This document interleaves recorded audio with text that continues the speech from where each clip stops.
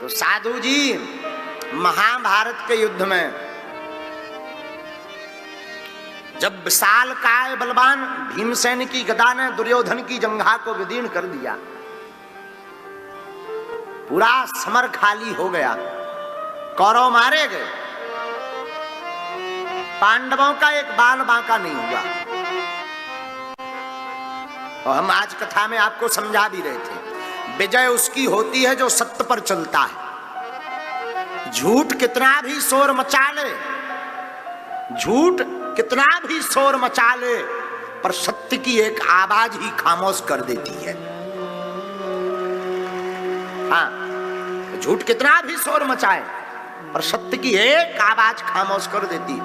आज हम आपको सत्य की चर्चा बता रहे थे कथा में। कौरव इसलिए मारे गए क्योंकि उनके साथ असत्य था, और पांडव 5 थे, कौरव 100, पर 5 पांडव इसलिए जीत गए क्योंकि इनके साथ सत्य रूप में भगवान कृष्ण थे। महाभारत की कथा का सीधा सार यही है, भगवान उसके साथ हैं जिसके जीवन में सत्य है, और विजय भी उसकी है जिसके जीवन में सत्य है। वो किसी शायर की बड़ी प्यारी पुरानी पंक्तियां हैं, सच्चाई छिप नहीं सकती बनावट के उसूलों से, खुशबू आ नहीं सकती कागज के इन फूलों से। हाँ, सत्य को मिटाना बड़ा मुश्किल है, जो है सो है, सत्य मिटाना मुश्किल। सत्य कड़वा लगता है, सब नहीं पी पाते हैं। सत्य को सुनने वाले भी कोई अमीर दिल के आदमी होते हैं, वही उसे बोलते हैं, वही सुन सकते हैं। सच सुनना भी गरीबों की बस की बात नहीं है। जिसे मिलावटी दूध पीने की आदत हो, वो अगर धोखे से पेवर दूध पी ले, पेट गड़बड़ हो जाएगा। हाँ, पेट खराब हो जाता है। मिलावट वालों को मिलावट दूध चाहिए, पर जो सच्चा आदमी होता है वो खरा काम रखता है। तो कौरवों की पराजय हुई और पांडव जीते।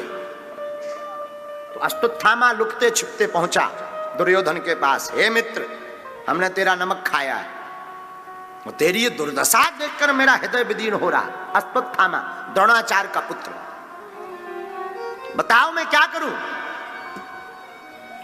तो दुर्योधन कहता है कि मित्र, वैसे तो मुझे कोई दुख नहीं है, बस एक दुख है मेरे मरते समय। क्या? हम 100 भाई थे, एक नहीं बचे।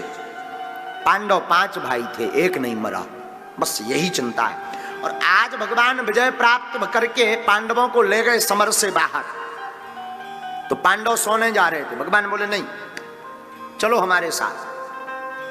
आज विजय प्राप्त की है तो रात्रि में धूमधाम मचाते हैं कहीं। तो जहां पांडव लेटने थे, वहां पर पांडवों के 5 पुत्र जो देखने में पांडवों जैसे थे, वो सो गए, वहां लेट गए।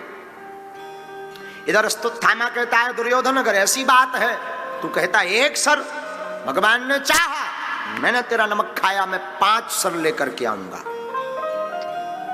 अश्वत्थामा चला। अश्वत्थामा ने मन में विचार किया कि पांडवों से सामने जीतना तो मुश्किल है, एक विधि की जाए। अश्वत्थामा ने उलूकन्यास विधि का प्रयोग किया। उलूकन्यास का मतलब है रात को सोए हुए शत्रुओं पर हमला करना। एक बार एक उल्लू ने रात के समय कौओं पर हमला कर दिया। उल्लू को दिखाई देता, कौओं को दिखाई नहीं देता, सारे कौआ मारे गए। यही विधि का उपयोग किया अश्वत्थामा ने। तो जहां पर 5 पांडव लेटा करते थे, वहां पर गए, देखा कि सब सो रहे हैं, पर वहां पांडव थे नहीं। पांडव तो विजय की रात्रि मनाने गए थे। पांडव पुत्र जो दिखने में पांडव जैसे थे, वो लेटे थे। और अश्वत्थामा ने सबके गर्दन को काट करके हाथ में ले लिया और लेकर के आया, भागा भागा गया दुर्योधन के पास। हे मित्र, तू मर मत, देख, तू कह रहा था एक सिर, मैं 5 सिर ले आया पांडवों का। पहले तो प्रसन्न भय दुर्योधन कि वाह, जो हम पूरी महाभारत में नहीं कर पाए, इसने पल में कर दिया। क्या कहना तेरे शूरवीर का, नजदीक ला जा। पर जैसे ही नजदीक आकर के चेहरे को बड़े गौर से देखा तो चिघाड़ पड़ा दुर्योधन। हे अश्वत्थामा, अरे तूने ये क्या किया? ये पांडव नहीं है, ये पांडव पुत्र है, और इनको मार करके तूने मेरे वंश में पानी देने वाला भी नहीं छोड़ा। क्या बिगाड़ा इन्होंने? मेरे बच्चे हैं, क्या बिगाड़ा इन्होंने? बर्बाद कर दिया तूने। और दुर्योधन गिर पड़ के रो पकड़ के प्राण पखेरु उड़ गए। अश्वत्थामा को पता लगा कि पांडव जीवित हैं, अब तो हमारा बचना भी बड़ा मुश्किल है। अश्वत्थामा भागा। इधर सुबह हुई, तुम्हारो दीदस्य जननी गौतमी पति देवता यथा हम मृत्युवत्सा आर्तारोदिम श्रुमुखी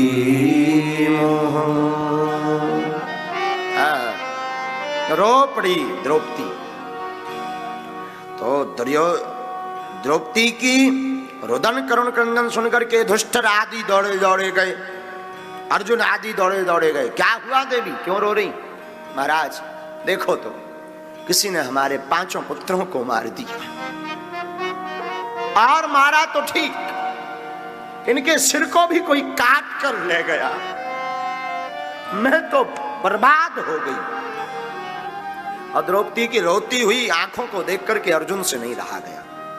अर्जुन ने अपने हाथ में धनुष उठाया।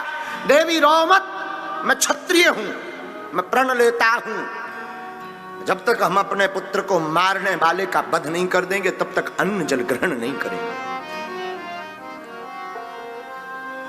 और भगवान कृष्ण की तरफ देखा, चलो ठाकुर रथ उठाओ। भगवान कृष्ण रथ चलाने लगे। अर्जुन रथ पर आरूढ़ हुए और चल पड़े। आगे आगे अश्वत्थामा, पीछे पीछे ठाकुर। भगवान ने दिव्य दृष्टि से देख लिया, अश्वत्थामा ने मारा। अश्वत्थामा ने देखा कि भगवान आ रहे हैं पकड़ने के लिए, तो अश्वत्थामा ने ब्रह्मास्त्र का प्रयोग कर दिया। तो अर्जुन घबरा गए, महाराज ब्रह्मास्त्र आ रहा। अरे अर्जुन तुम क्यों डरते, तुम्हें भी तो ब्रह्मास्त्र चलाना आता, तुम भी छोड़ो। अर्जुन ने भी ब्रह्मास्त्र छोड़ा। दोनों टकराए, भयंकर वेदना होने वाली थी, उपद्रव मचने वाला था। तो भगवान ने कहा, अर्जुन तुम अपना ब्रह्मास्त्र वापस करो, अश्वत्थामा तुम कर। अश्वत्थामा बोला, हमें चलाना आता, वापस करना नहीं आता। तब तो आफत हो गई। अर्जुन तुम वापस करो पहले। अर्जुन ने अपना ब्रह्मास्त्र वापस किया।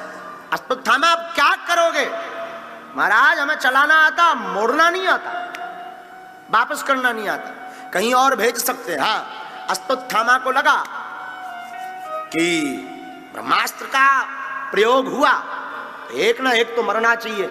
तो अश्वत्थामा ने उस ब्रह्मास्त्र को अभिमन्यु की पत्नी उत्तरा की कोख पर चला दिया, मोड़ दिया। चलाया था अर्जुन पर मोड़ दिया। भगवान ने अश्वत्थामा को अर्जुन को कहकर के पकड़वाया और रथ में बांधकर घसीटते हुए द्रौपदी के साथ। भगवान ने तो कहा कि यहीं वध कर दो, इसको मारो। अर्जुन बोले नहीं, इसको हम द्रौपदी के सामने मारेंगे। ले गए, जाकर के सामने खड़ा किया। तो मारने के लिए जैसी अर्जुन ने तलवार निकाली, तो हाथ पकड़ लिया द्रौपदी ने, महाराज मत मारिए। क्यों? मारो दीदस्य जननी गौतमी पति देवता। मां क्या होती है इसका दुख मैंने जान लिया, पुत्र के मरने का शोक क्या होता मैंने जान लिया। मत मारो। इसके पिता तो पहले ही महाभारत में मारे गए, गुरु द्रोणाचार्य। इसकी मां पहले से ही विधवा हो गई, और अगर ये भी मर जाएगा तो उस पर तो संकटों का पहाड़ गिर जाएगा। जो इसकी मां है, जिसका नाम कृपी है, वो रोते रोते मर जाएगी। महाराज 2-2 हत्याओं का पाप लगेगा, मत मारो। अर्जुन कहते देवी तुम ऐसा कह नहीं, तो युधिष्ठिर जी ने मैं हाँ ने हाँ मिला दी। हाँ मत मारो। अब ज्येष्ठ भ्राता पितृ क्षमा, बड़ा भाई पिता के समान होता है। और मात पिता गुरु प्रभु की वाणी, कीजे कार्य परम शुभ। अब अगर नहीं मानते तो पाप लगेगा। और अर्जुन थोड़ा पीछे तो भय, पर भगवान ने इशारा करके कहा, अर्जुन तुम क्षत्रिय हो, तुमने प्रतिज्ञा ली थी जब तक वध नहीं कर देंगे तब तक अन्न जल ग्रहण नहीं, तुम्हारा प्रतिज्ञा का क्या होगा। अब तो अर्जुन फंस गए। एक तरफ भैया, एक तरफ द्रौपदी जी, दूसरी तरफ धर्म और प्रतिज्ञा। महाराज आप ही कुछ उपाय बताओ ना, आप तो द्वारकाधीश हो, कुछ बताओ ना। भगवान बोले देखो शास्त्र की पूछो तो हम बता सकते हैं। हाँ बताओ शास्त्र क्या कह रहे हैं यहाँ पर। तब कहते हैं भगवान, ब्रह्म बंधुर्न हन्तव्य आततायी बधारण। लो अर्जुन, ब्राह्मण को मारना नहीं चाहिए कैसा भी हो, पर आतताई को छोड़ना नहीं चाहिए। अर्जुन ने दोनों हाथ उठाए, जय हो जय हो। बोले मतलब तुम्हारे जैसा टेढ़ा आदमी कभी नहीं देखा, जिंदगी में तुमने कभी सीधा बोला ही नहीं।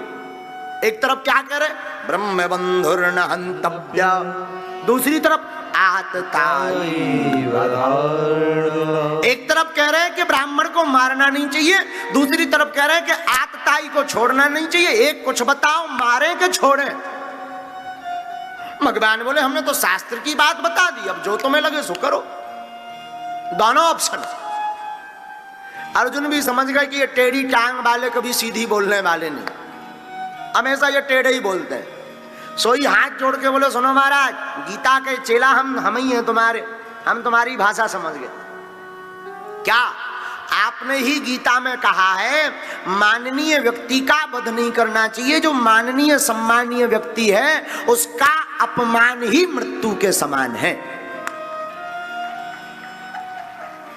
वो जितनी बार अपमान को याद करेगा उतनी बार मरेगा। फिर क्या, मस्तक में मणि थी अश्वत्थामा के, उस मणि को निकाल लिया और समर से धक्का देकर के बाहर कर दिया।